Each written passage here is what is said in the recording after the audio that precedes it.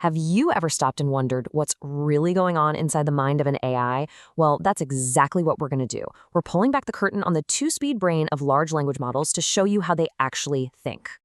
And we're going to start with a mystery that you've probably noticed yourself. Why is it that an AI can inhale your entire novel, a super long email, or a complex chunk of code in like a split second, but then it writes its reply back to you one word at a time? What's up with that?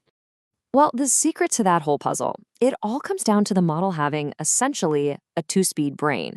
It operates in two totally different modes when it's reading versus when it's writing. Okay, so these two modes actually have names. The lightning fast reading part, that's called prefill.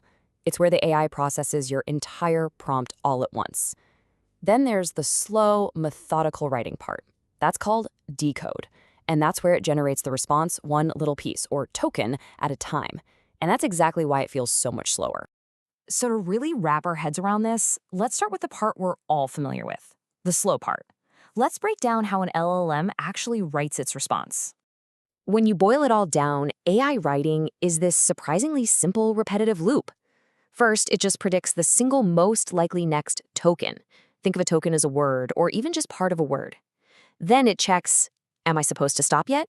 If the answer's no, it just adds that new token to the end of the sentence and starts the whole loop over again. So how does it know when a thought is actually finished? Well, the main way is a special signal called the EOS token, which just stands for end of sequence. The AI literally learns that this token is like a period at the end of a sentence. It means the thought is complete. Of course, there are also some safety nets, right? Like a maximum token limit so it doesn't just ramble on forever, or custom stop words used in chatbot. All right, so that's the slow decode part. Now, let's get to the magic. Let's talk about that ridiculously fast reading phase. I like to think of this as the model's parallel processing cheat code. And this is where it gets kind of mind-bending. I mean, think about it. If the whole system is built to only predict the next word, how in the world does it read your entire prompt all at the same time without being able to see into the future? The answer is this incredibly clever trick called the causal mask. Just picture it like a set of digital blinders. The AI looks at all the words in your prompt at the exact same time, but this mask makes sure that when it's doing the math for any given word, it can only see the words that came before it. It's a way to simulate the flow of time, which lets it do all this massive parallel processing without breaking that fundamental rule of only looking backwards. You know, here's a really great way to picture this. Imagine a classroom taking a test. Everybody gets all the questions and even the previous correct answers all at once.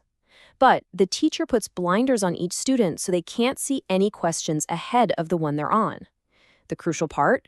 They all get to write down their answers at the exact same time. That's what's happening here.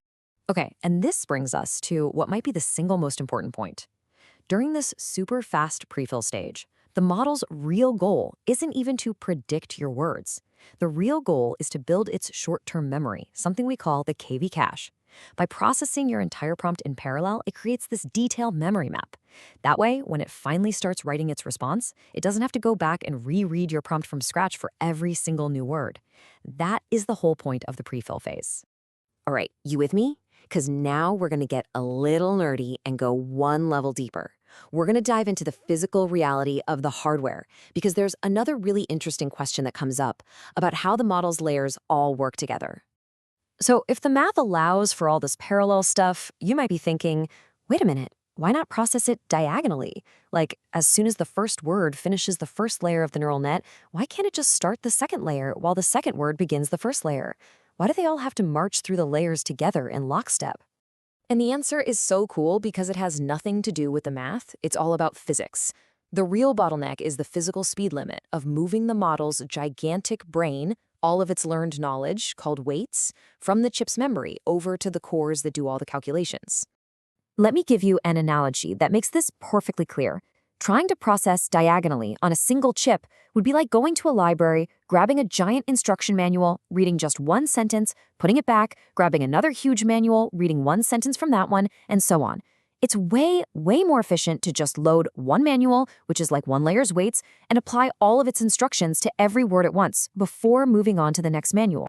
But, and you're going to love this, that brilliant idea you just had about diagonal processing, it's not wrong. In fact, it's actually exactly what they do, just at the massive scale of huge server farms, not on a single tiny chip. This whole strategy has a name. It's called pipeline parallelism. Instead of one chip doing everything, you assign different layers of the model to different chips, all in a long chain.